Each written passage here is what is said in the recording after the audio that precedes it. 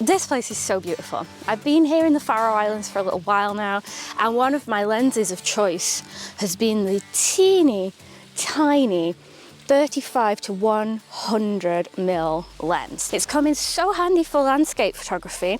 It's absolutely a bargain, and I wanted to review it right the hell now. So first of all, I think it goes without saying, this lens is tiny. It's very much, you can have it just in case, leave it in your bag, you never know when you need a longer focal length. My other 35 to 100, the Lumix f2.8 constant, isn't exactly big by sort of full frame standards, but it is a little bit of a barrier to put it in my bag sometimes because it is a larger lens in my Micro Four Thirds lineup. This 35 to 100 is absolutely awesome. So while this lens is slightly slower, it's f4 to f5.6, I've had a great time with it, and it is stabilized, so you can lower the shutter speed in certain scenarios to sort of compensate for the less light coming in. I also found the autofocus to be really quite snappy.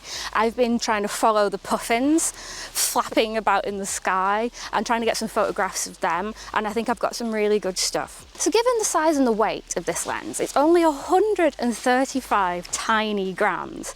I think this definitely falls into the category of why the heck not? It's a very affordable lens. Even brand new, this lens is £250-ish, and I got my copy in excellent condition from MPB for an oddly specific £198.29. You know, it's a good chunk of money, but in terms of other zoom lenses, I think it's a very more affordable lens that you can just keep in your bag just in case. Though I can't quite demonstrate it very well here in the Faroe Islands, I can't wait to try this lens at home for a little bit of street photography.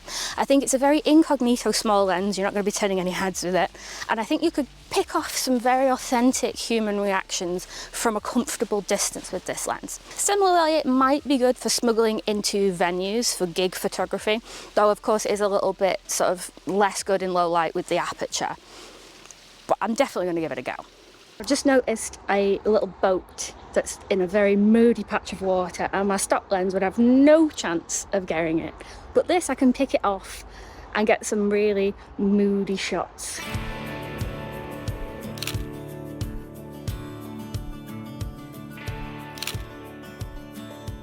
So as I mentioned, this lens is stabilized. This is great. This means if you have other tiny cameras like the GM1 or the GX800 that don't have stabilization in the camera body, you can add this lens and get very smooth video and very nice photographs even at lower shutter speeds.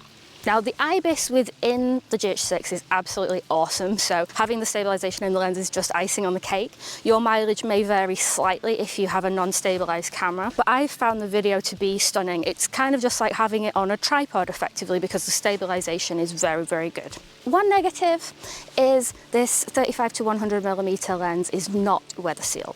Now I've definitely taken it out in a good bit of drizzle this week, but I wouldn't want to push it any further than that, to be honest. If weather sealing is really important to you, then you might want to consider the Lumix 35 to 100 f2.8 constant, which is weather sealed and just a little bit bigger.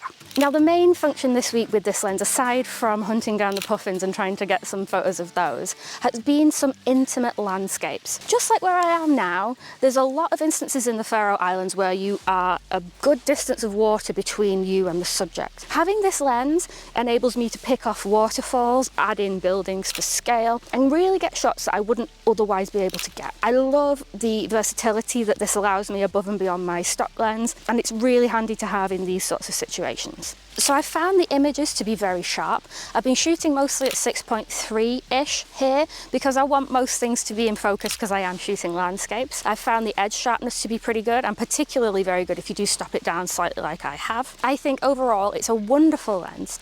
Yes, I think the 2.8 version is probably a little bit better, but you would expect that for the price. I've really enjoyed this lens, and I think it's well earned its place in my camera bag as a staple and also in my tiny lens lineup, which is a really awkward sentence to say. If you like this video and you want to learn more about some tiny lenses, check out this video here, which is my 5 favorite tiny lenses of all time.